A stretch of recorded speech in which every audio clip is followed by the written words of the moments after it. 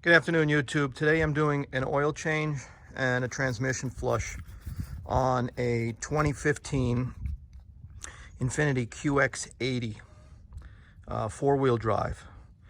And initially, what you need to do is you need to get a set of these blocks. If you're going to do it at your house and you don't have it, you don't want to do it on jack stands, because this is way easier. You can get these at AutoZone, O'Reilly's, even Harbor Freight. These back here are a Harbor Freight version, Pittsburgh, you can see.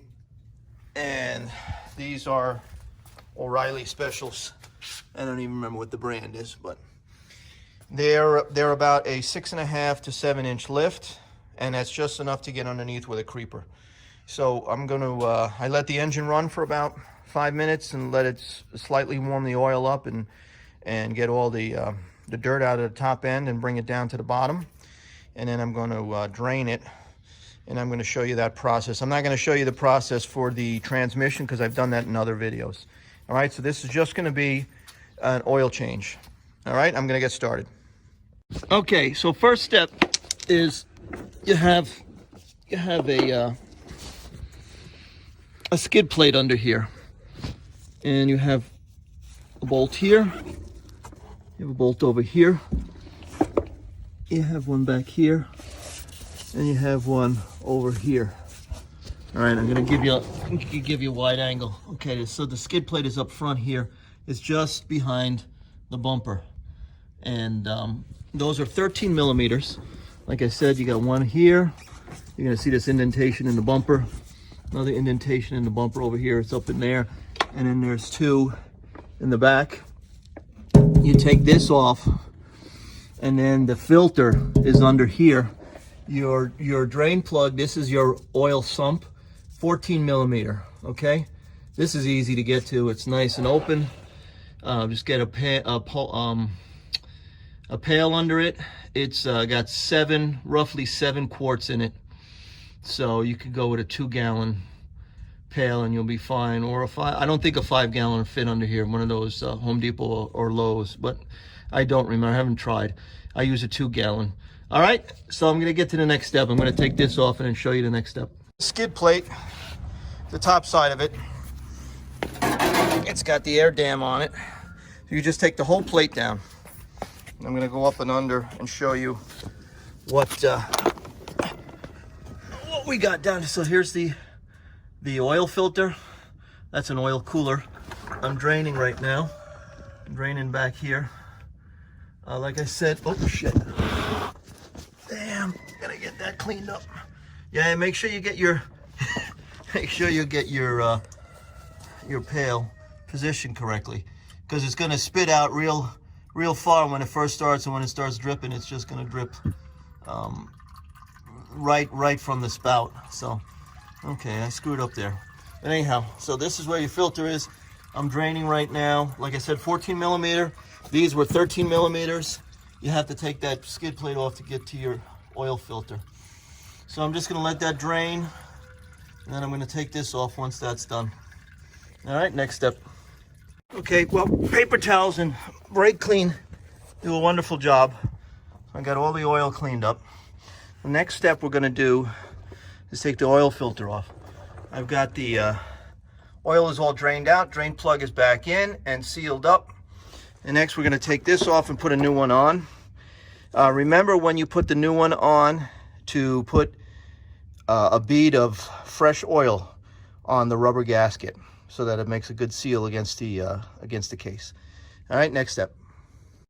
Okay, if your filter is like mine and it was put on by the dealership or a mechanic, it's going to be put on like a gorilla. So I had to use a filter wrench, and what you need here is a 65/67 14, and you can get these at O'Reilly and AutoZone or any Merle's. Even you can get them at any auto parts store. So 65/67, and then it's a 3/8. You just use your 3/8 ratchet, and then just break the seal and then take it off by hand the rest of the way. So I'm letting it drain right now, and we're going to put the new filter on. Using is liquid moly 5 weight 30. And like I said, you're gonna need almost 7 quarts. And the filter is a Wix XP 5735 6 XP. This is for synthetic. This is their best filter, fully synthetic oils. I've been having very good results with the liquid moly. You can buy it on Rock Auto for about $34 a gallon. So I would recommend it. I think it's just as good or better than Mobil 1, and it seems to be as good as AMSOIL.